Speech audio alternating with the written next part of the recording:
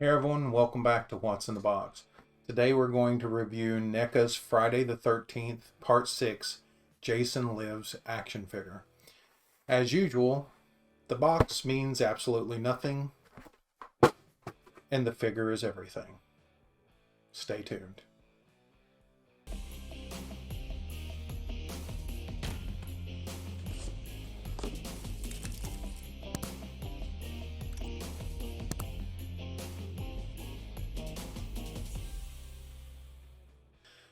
So here we have the Part 6 Jason out of the packaging. Now, when I originally watched this film, it wasn't my favorite in the series. But as time went on, it grew on me, and I began to understand what they were trying to do with the franchise, jumping off from this point. Of course, they killed Jason in part 4. They did something entirely weird in part 5. Of course, we had the, copycat killer. And they came back to part 6 with Tommy all grown up and exacting his revenge on an already dead Jason. Of course, poor Tommy accidentally resurrects Jason, and he goes on yet another terror spree. Some of the issues I had with the film is we have a recently undead Jason, but he happens to have more character than he ever had before. Now, what I mean by that is his clothing is very much uncharacteristic of a zombified person. He's more well put together in part 6 than he has been in any of the other films in the series. Of course, as you look at the figure, you'll notice this decrepit, old, and rotting head, which we get to see very little in the actual film. It's done quite well with a lot of greens and browns, and even bone colors. It's a really great paint job on the head. Now, I don't know if this is the case for all other figures in this particular line, but his head is very loose, as you can tell here. And so it may just be mine, but be aware of that going into purchasing this guy.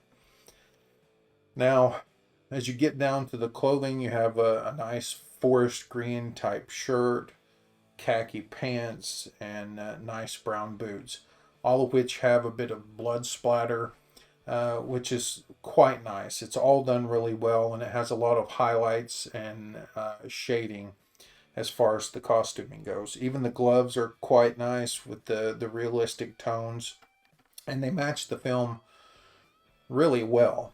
Now, what I mentioned about the character being a little out there for a zombified, freshly resurrected Jason is not only is his outfit quite well put together, he's more organized than ever.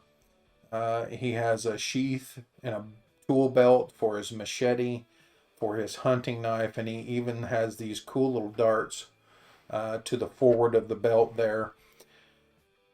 And to me, that all spells a character with purpose, which is fine, but you have a character with purpose that isn't all there. He's a monster now. He's not a human.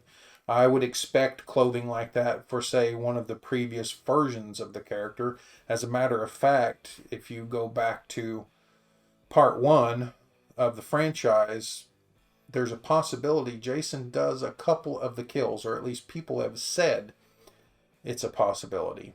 Of course, this similar hunting knife is used in the first film to kill one of the very first characters who dies.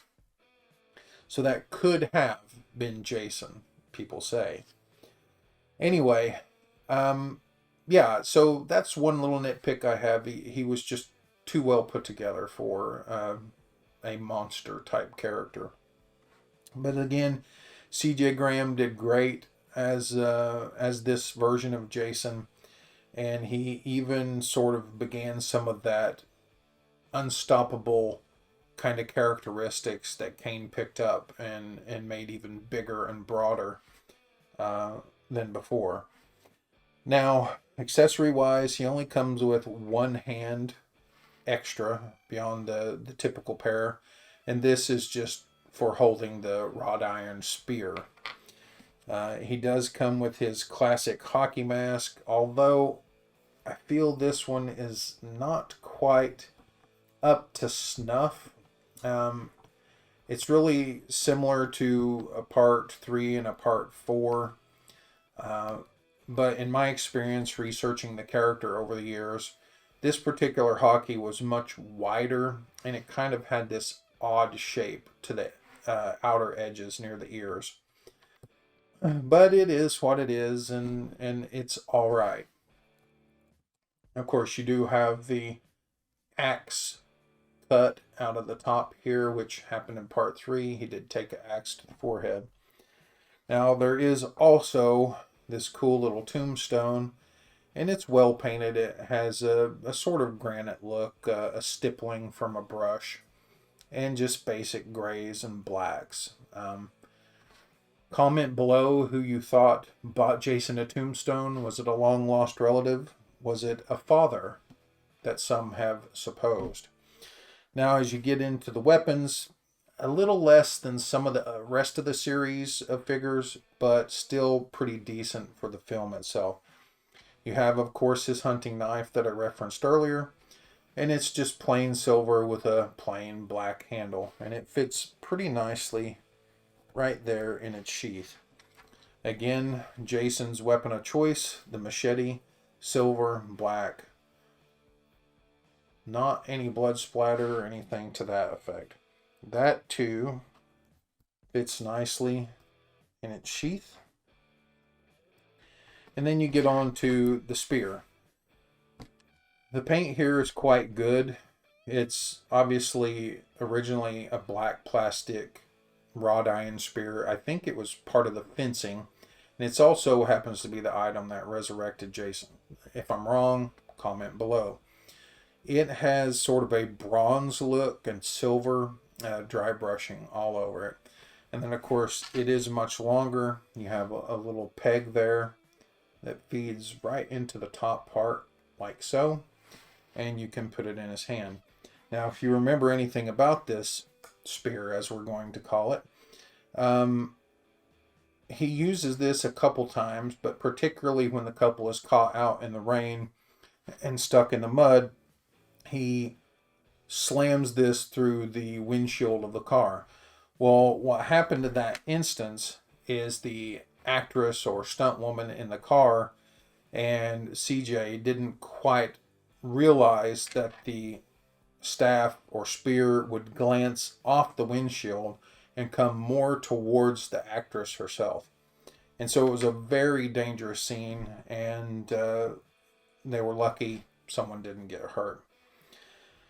Now, that sums up the figure. The movie, as I said, originally had some issues with it. It was a little too tongue-in-cheek for me.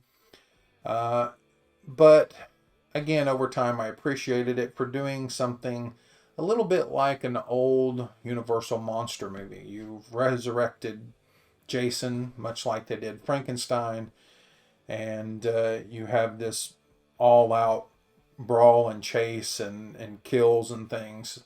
It's a decent movie, and it's actually probably in my top 5 now. Anyway, I hope you enjoyed taking a look at this figure. If you find him out there, at the time I purchased him, he was probably more in the $30, $32 range.